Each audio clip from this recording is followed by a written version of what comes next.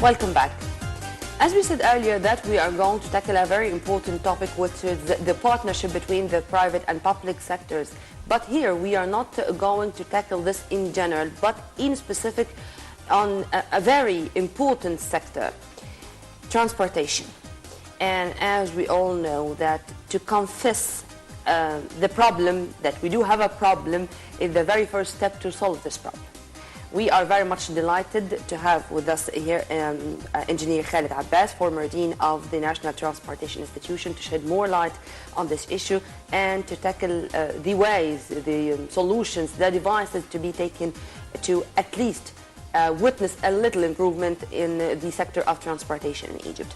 A very good morning to you, sir. Good morning to you as well. Good morning, sir. Good morning. Sir, as the former Dean of the National Transportation System in Egypt, what are your expectations or what are your suggestions for enhancing the transportation system in Egypt or restarting a new system?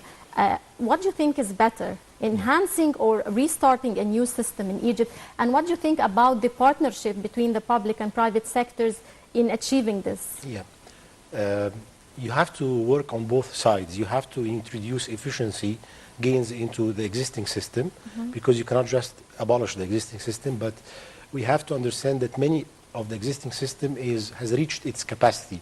So you need alternative systems, not only because it has inefficiencies, but because you need to add capacity.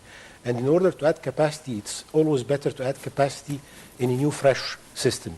So, for example, in the railway sector, I am one of the advocates that the railway system should be transferred into regional railway rather than intercity, and then you create a new railway system according to the state of the art and the modern technology of the railway, because in all of the countries in the world, speed, and in order to reach your destination in a speedy manner and in a good level of service is very important.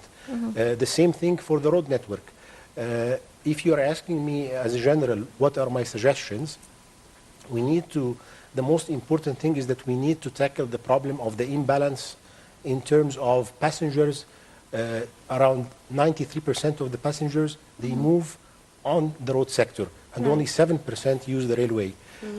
This imbalance is very dramatic because the railway is more efficient, it's more less energy consumption, it's better in terms of the environmental pollution, it's supposed to be faster as well and more reliable and safer, by the way, despite that we have lots of accidents at the railway grade crossings. But in general terms, if you compare the rail accidents to the road accidents, they are much lesser. The other thing is that all the governments in the world are looking for something called sustainable, intermodal and integrated transport system. Sustainable meaning you have to have the three corners of sustainability: economic, social, environmental, and at the heart of it is safety and security. And now, when you plan new systems, you have to take into consideration all of these things. You cannot just, we need to start from where other people has ended, not to start from the beginning. All the world now is looking at intermodal transportation, i.e., if you want to move from point A to point B, you don't have to move with only one mode. You can move with several modes, but you have to, the intermodal part, which is the transfer point from one mode to another, has to be very reliable, has to be very comforting. So, for example, people 2 million coming each day to Cairo, for example. Now, how do you do this? It's not for them to enter in Ramses Square in the middle of the city. It's better that they reach a destination which is at the periphery of the city, then they go into underground metros. So instead of reaching inside in the middle by the train, this is a kind of intermodal transport. So you create intermodality. Integrated means that you do not look at the system, oh, I am improving the road sector only. No, I am improving the transport system. I am improving road and rail because together they are going to create a better and more efficient system. Then it's the system itself as a whole, it's not only one element of it, or it's not going to be in vain any effort if we are not taking into consideration everything in parallel. Exactly right. But whenever we are talking about this, I don't know why I feel that it's like a dream or something. Just before being on air, we were speaking about financing, and this is the most important issue. And here, I'd really like to shed more light on this issue, traditional and non-traditional ways to finance the whole system. This is a very important question because we think it's a dream because we do not have the resources, at least the financial resources, to do things, or even sometimes the proper technical and human resources to do this. And that's where your question comes into consideration. In Egypt, by the way, we have very lucrative transport businesses that can attract the private sector to come with the sufficient funds that we need, as well as to come with sufficient technical. People has to understand that when I am talking now about the private sector, I am not saying that I'm not an advocate of the private sector. I'm an advocate of efficiency. Yes. Now, if governments need to introduce services and infrastructure in an efficient manner, if they can do it by themselves, if they can do it by their own technical resources and financial resources, be it. Great. Be it. And that's the system, for example, in Singapore. Singapore is one of the strongest governments in the world that can provide services and infrastructure in an efficient way.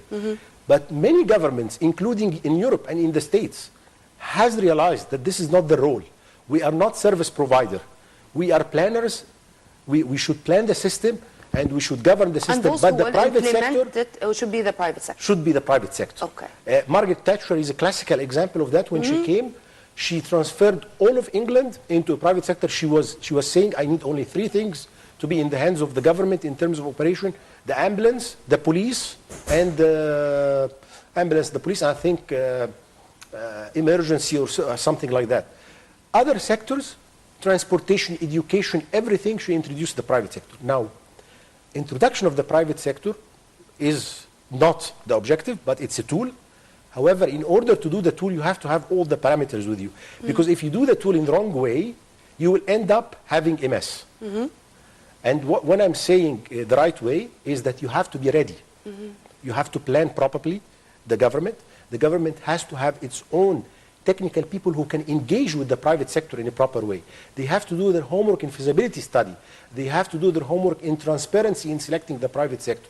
They have to create a competitive environment for the private sector so that the proper private sector should come and not the one who could come in a corruption or something like that. This competition of the private sector introduces efficiency in itself. And it's going to be for the best interest of the citizen. Exactly right. Yes. And let me say something, that there are 2 types of pools of funds here, 3 types actually. There is one that is under the government budget.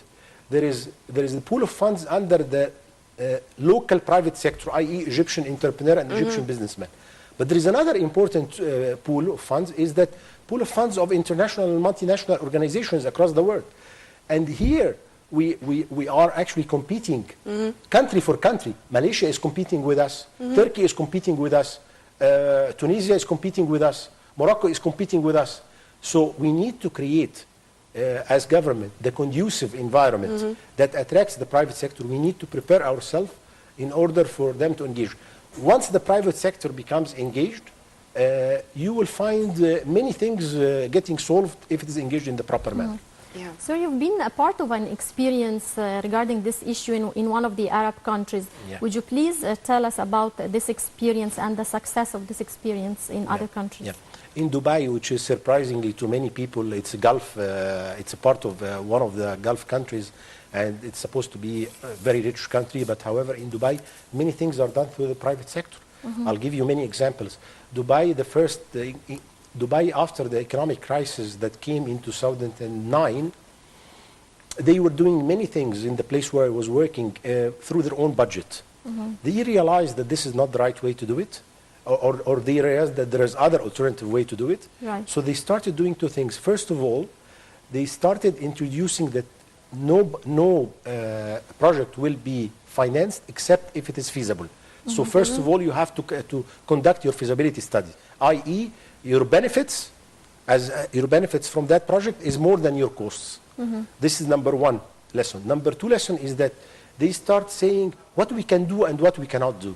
And what we cannot do, let's see if the private sector can do it for us. So for example, Metro Dubai, and it's a very eloquent system. Right. Metro Dubai is currently run by a company called Serco. This is a British company that won a contract to manage the metro. So Right. the Metro Dubai, surprisingly, is not managed by the Emiratis. It's managed by Serco, but it is governed by the RTA, or the Road Transport Authority there. So this is another example.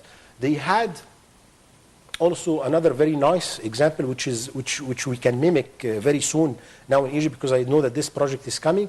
They at that time they bought a fleet of 30 between water taxi, water bus, and water ferry. And then suddenly, when they had the economic crisis, they realized that they don't have enough passengers and enough business model to run this, and here they are sitting and they do not know what to do. So now they created another business model. They brought a consultant, and we worked with that consultant in order to create a business model to attract the private sector to come in and run a water taxi and water ferry. Now this is very important, because we are coming to the River How can we apply Nile. this here in Egypt, because we have the Yes, Nile, and how yes. can we apply this system Actually, here in Egypt, we I've can. heard something like that, and Yes. I've heard that the trip Yes. between They were Hilwa and talking, Al-Anatar right. just took One 20 minutes line. or something. It was amazing to Yeah. listen to that. I even Yeah. didn't know how it's going to work. The And what about the traffic there? Well, look, there are two ways of using the River Nile for transportation. One is to use it for very premium type of level of service, i.e. businessmen who wants to attend the meeting and cannot go through the traffic congestion. They don't want to cross the bridge from one side to another. It's going to be a cruise then. They jump to what we call the water taxi. Okay. The water taxi is a very premium system, and it's in Dubai, and I think that there is some business men here who are trying to introduce this. And then they have to pay for the level of service they get. Yes. This is not to be, this is a lucrative business for anybody who's going to do it. Now, the other type of service that we can introduce is subsidized transportation of normal citizens. But what we're going to do is that we much improve the level of service. We bring new vessels, non-polluting for the Nile, and then we engage the private sector to run this. Now, how is the private sector going to earn money if it is subsidized? Just before we move on Yeah. to the next point, I would just like to know how polluting, you've just mentioned pollution, how polluting would this be to the Nile? Well, this is, I talked to me about that as well, is that we should not do anything without the proper impact assessment techniques.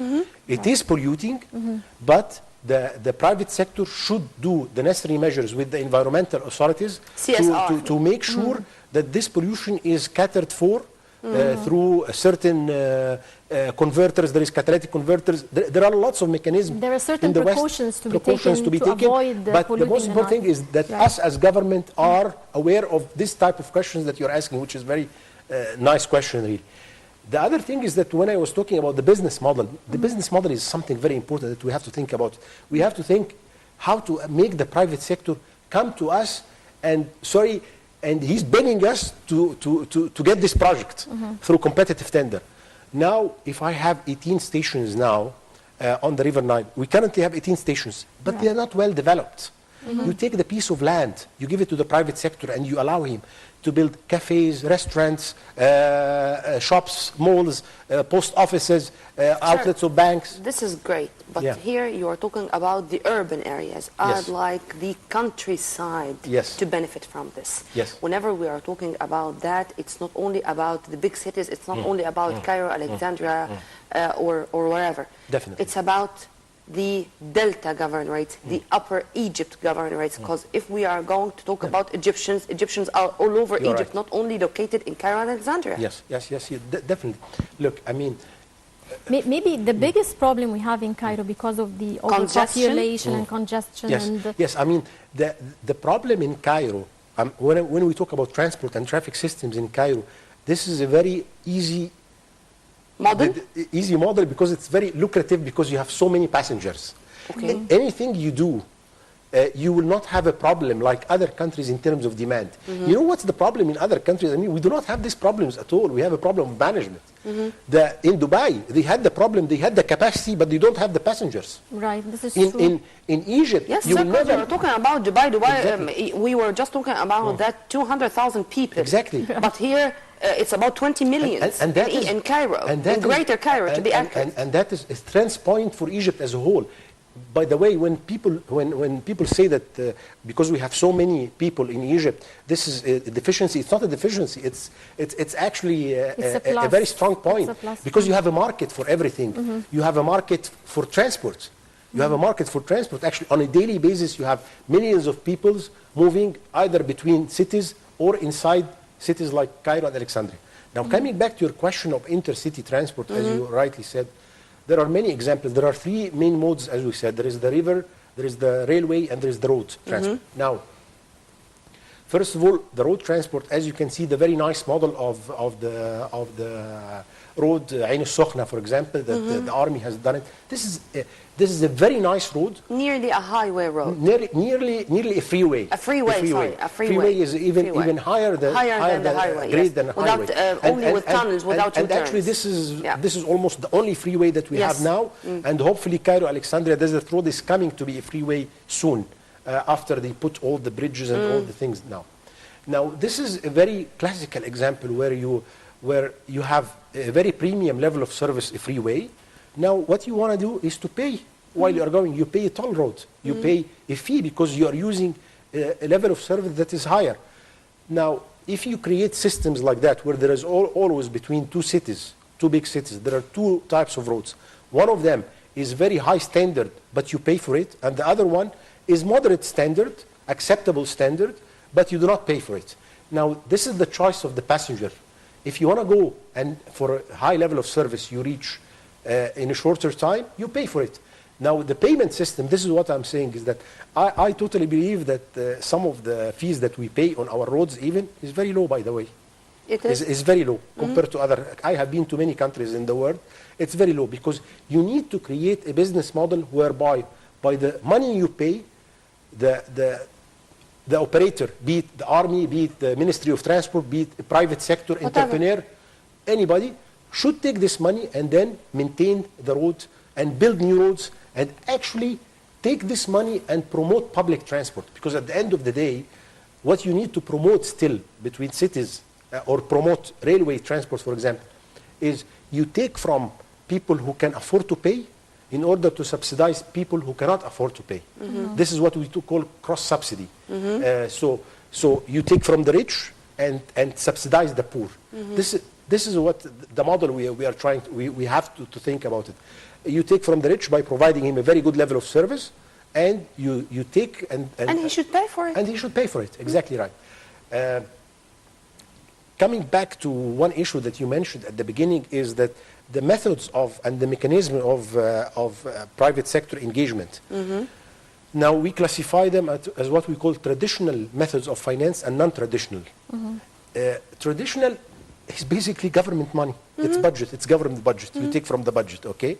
And Wizard al-Maliya, Ministry of Finance or Ministry of Planning, projects and all that stuff, and they look at the projects. The annual money budget allocated, right? There's an annual budget. But what I'm saying here is that, and we created that model in Dubai, and I was totally involved in that model. What we do at the beginning when we budget from the government should look at the budget as follows.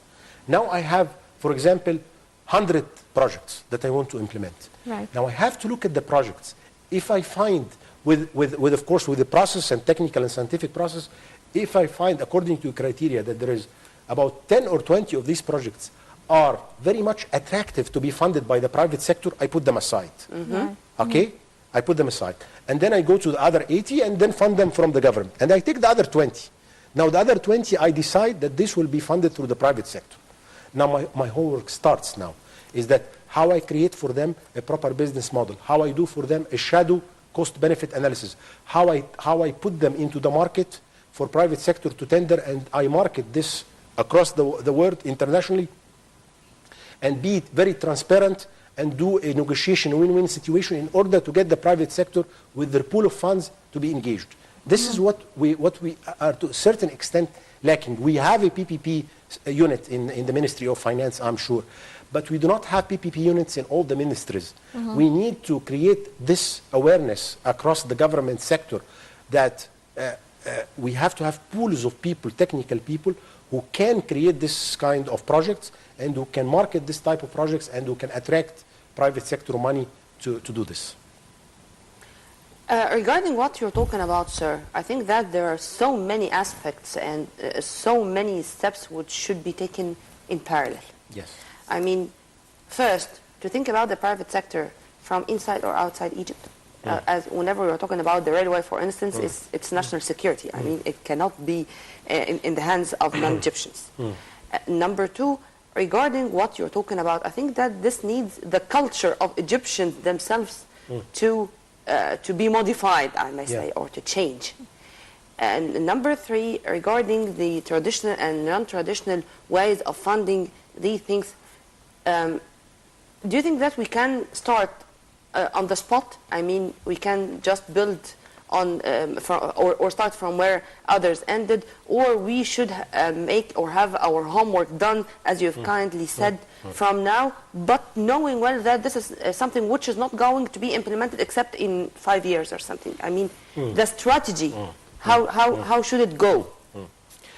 First of all, maybe to classify which systems or which services and infrastructure are national security or not, this is not my business. But even if it is national security, what you can do is that you can attract consortiums of private sector who's actually Egyptian and international. Why I say international? Because international, they don't bring the money only, but they bring the know-how as well. So you need this kind of mixing between international companies and even national companies to bring new technical methods, new innovations, not only the money. This is one thing. So this is something that we have to think. We classify this project. If it is national security, you tender it for national private sector entrepreneur. If it could be consortiums or it could be even from abroad, if it is not very highly national security things. Dubai as well is a classical example. Dubai is a country where it doesn't care about these things. They just attract funding. I mean, everybody is spending now in Dubai. So this is also something that we have to be aware of. Now, you are right. Definitely, you have to do things in parallel. Now, we do not have enough, from my own perspective, enough skillful people within the government to do this engagement with the private sector. And this is not only us. Many countries in the world have gone through this process. Now, the way you do this is that you bring your own consultant. You have a consultant aboard that protects you. So this is, you pay money for a consultant in order for this consultant to help you to negotiate and to put the right tender document and to choose the right selection and to negotiate that right selection with the private sector and even to govern the private sector. And even when the private sector has the project and they're started running the project, in order to make sure that they operate and run the project in accordance with the agreement or with the contract, you have to make sure that you have to govern. Govern, i.e., is to monitor what they are doing and to monitor if they are doing the proper performance indicators and the proper levels of service that you have specified in the contract or not. You don't just give it to the private sector and that's it. And another, we have a very success story, I think, with the communication industry to a certain extent, is that you have private sector came actually with the big companies, mobile companies and all that stuff, and you have a governance. Now the government is governing this and allowing, looking at the market. If the market allows a third or a fourth entry, we tender a third or a fourth company. We have to make sure that these companies are abiding according to the specifications and this. I think that sometimes these companies become so big that you cannot govern them if you don't provide enough resources into the governance procedure. The governance has to be very strong and it has to grow. By the growing of the sector and by the growing of the private sector, you have to be more stronger in order to be able to govern them and make sure you protect the public interest. Right, sir. What are your expectations for the transportation sector ahead of the upcoming economic conference that will take place in Egypt in March? I think that the transportation sector is one of the sectors that is very attractive in Egypt. we have very ambitious projects.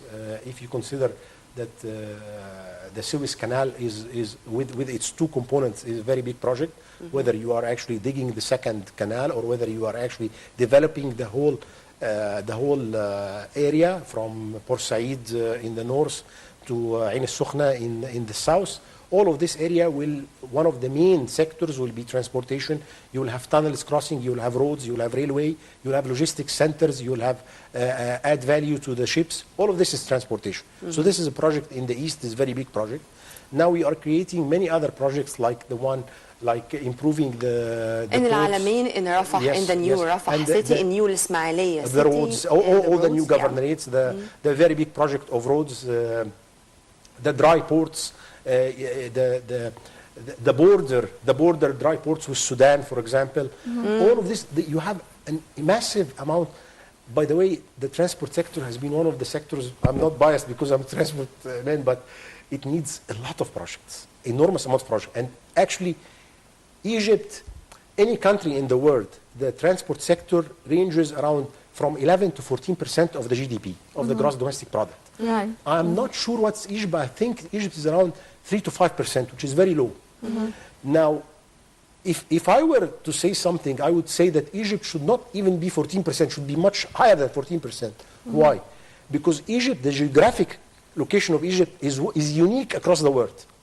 Our geographic location could make us a hub, not only a hub, i.e., a hub by the means that we should be the place where all the trade transits and comes around us. It doesn't have to, we don't have to bring... To come across Egypt, not to go inside Egypt. Exactly right. Yes. You understood what I'm saying? Exactly, Yeah. mashallah. And it's Yes. been like this throughout history. It's even, been like this. even through, It's if you go back to the Yeah. Mamluks Yeah. era and Yeah. throughout history. Yeah, imagine yourself like that, exactly. Imagine yourself that you have a small shop, but this shop is located in a very strategic position where 80 million, And it's not small. where everybody has to cross in front of your shop. They will come and buy something from the shop by default. Exactly, Egypt like that. Egypt is the most strategic location in the world that everybody can come. But what everybody wants is when they come in front of the shop, they find what they want. This is exactly what we need to provide. Or We at need least to provide something attractive services. to let them in. Yeah, exactly. We need to provide services to let them in, added value You know, services. in America, they say something very nice: build it and they'll come. Build it and they'll come. Build Yes, it and yes, they'll come. yes, yes. And whenever we're talking about logistics zones and about free trade zones and about things like that, transportation is part and parcel of the story. Exactly. And we have to remember something very important is that we have to build it, yes, but we have to remember that we will have two types of transportation system. One that serves us as Egyptians. This was my coming question. Yeah, okay. Regarding this, if we're going to talk about this part of the or this side of the coin, should we have something in specific for our visitors? I'm not here Yes. going to say For tourists, example, because I'll there are give you- people who are going to stay in Egypt even for a while. I'll give you a classical example of that. Now, if for example, you want to attract people to come through Alexandria port with goods and all that stuff, and these goods are not coming to Egypt. They are coming and they want to go to the Gulf area or to China and to the east, okay? Now, there are two ways of doing this. There is either they come directly, if we are going to create the Suez Canal, so they come in Port Said and then they go across the Suez Canal and then they can come through the Red Sea.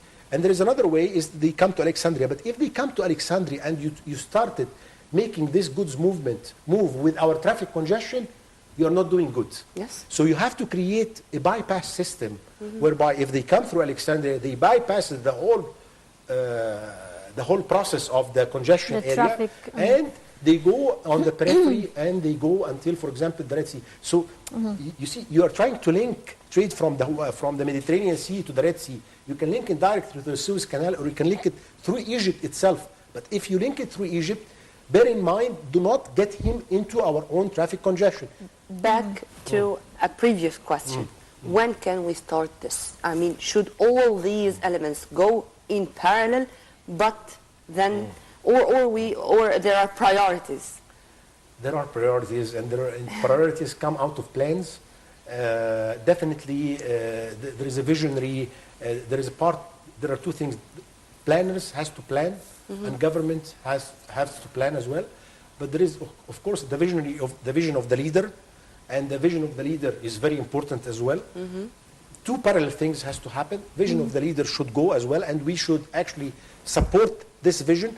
And supporting does not mean that we are accepting from A to Z. Supporting means that we are trimming sometimes Supporting some means that we do some technical things. we give a hand. Exactly, we give a hand. And on the other hand is to plan and to do the priority correctly.